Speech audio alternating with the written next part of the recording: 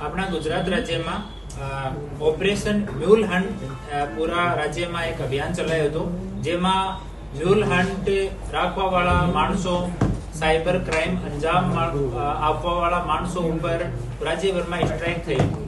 એમાં માનનીય deputy CM સાહેબ, માનનીય ડીજીપી સાહેબનો નિરંતર નિર્દેશન અને માર્ગદર્શન હતું. આપણા રાજકોટ જિલ્લામાં માનનીય ડીઆઈજી નિલિપ્તરાય સાહેબના માર્ગદર્શનમાં ઓપરેશન મ્યુલ હન્ટમાં વ્યવસ્થિત કામગીરી કરવામાં આવી. આ દરમિયાન એક investigation cyber crime police station Rajkot ગ્રામ્ય જિલ્લામાં ચાલતો હતો, જેમાં સાયબર ફ્રોડમાં અમુક એપીએમસી ના અકાઉન્ટ્સનો યુઝ થયો હતો.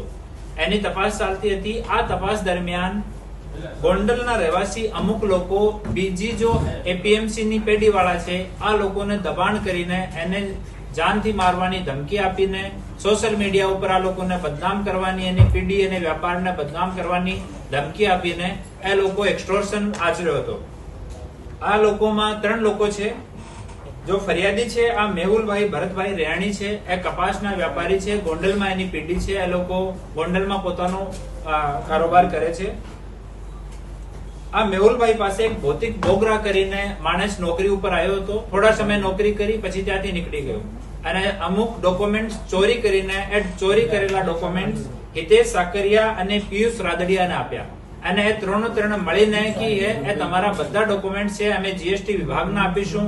એક એ લોકો અશ્વિનના નામથી એક ફોટો લેટર સોશિયલ મીડિયામાં વાયરલ કર્યો અને આ સોશિયલ મીડિયાના લેટરથી ફરિયાદીને ધમકી આપી કે જે તમે અમને પૈસા નહીં આપશો તો સીજીએસટી વિભાગમાં, ઈડી વિભાગમાં, પોલીસ વિભાગમાં તમારા વિરુદ્ધ અમે લોકો કાર્યવાહી કરવાના છીએ.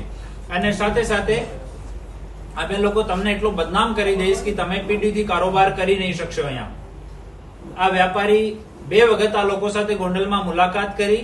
એક વખત કોર્ટની પાસે મુલાકાત કરી ત્યારે ત્યાં હિતેશભાઈ સાકરિયા મોટા બાદરા જામકંડોરના, પિયુષભાઈ રાદડિયા ગોંડલ મોહન પાર્ક રાજકોટ અને એક અજાણ્યો શખ્સ હતો જે વકીલ જેવી ડ્રેસમાં હતો, એની શોધખોળ અમે લોકો કરી રહ્યા છીએ. એ લોકો ત્યાં હતા અને એ લોકો ધાક ધમકી આપીને 30 લાખ રૂપિયાની માંગણી કરી. પછી અરજદારે રિક્વેસ્ટ કરતા 21 લાખ રૂપિયામાં મામલો સેટલ થયો. એ લોકો 21 લાખ રૂપિયા અરજદાર પાસેથી લઈ લીધેલ. એના પછી હિતેશ સાકરિયાએ પોતાના ફેસબુક અને બીજી જગ્યાથી એના વિરુદ્ધમાં પોસ્ટ કરવાનો બંધ કરી દીધો. હવે આ 3 મહિના જૂની વાત છે. હવે 5 દિવસ પહેલા ફરીથી હિતેશ સાકરિયાએ અરજદારને ફોન કરીને જણાવેલ કે જો તમે રૂપિયા આપ્યા હતા એ બધા રૂપિયા તો ભૌતિક અને પિયુષ રાદડિયાએ લઈ લીધા, અમને અમારા પૈસા હિસ્સાના જોઈએ, નહીં તો હું ફરીથી તમારા વિરુદ્ધમાં આ સારી વસ્તુ શરૂ કરીશ. અને આમાં જ્યારે આ લોકો મુલાકાત કરી અરજદાર સાથે ત્યારે આ લોકો ધમકી આપી કે જે પોલીસને કે કોઈ એજન્સીને તમે જાણ કરશો તો તમને જાનથી મારી નાખીશ. આમાંથી જો પિયુષ રાદડિયા છે એના વિરુદ્ધમાં ઓલરેડી 6 ગુના દર્જ છે અને રાજકોટ ગ્રામ્ય જિલ્લાનો હિસ્ટ્રી શીટર છે. અને બીજા 2 માણસો છે હિતેશ સાકરિયા અને ભૌતિક બોગરા, એના ગુનાહિત ઇતિહાસની શોધખોળ હાલ ચાલુ છે.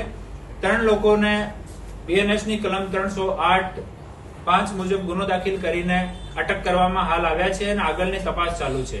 હું આપના માધ્યમથી તમામ વેપારીઓને નિવેદન કરવા માંગુ છું કે આપના વ્યાપારમાં જે કોઈ ટેક્સ સંબંધિત ઊંચ નીચ રહેશે તો એની કાર્યવાહી કરવા માટે આપણા દેશમાં ભારત સરકારની અને રાજ્ય સરકારની ટેક્સેશનની એજન્સીઓ છે.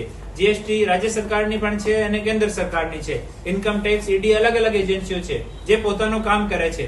એવા જો એક્સટોર્શન કરવા વાળી ગેંગો છે, લુખ્ખા લોકો એવા જો છે, એનાથી કોઈ ભીવાની જરૂર નથી. એવો કોઈ માણસ આપને અપ્રોચ કરે તો તમે નિસંકોચ આવીને પોલીસ સ્ટેશનમાં રજૂઆત કરો. એના ખિલાફમાં કડકથી કડક કાર્યવાહી કરવામાં આવશે.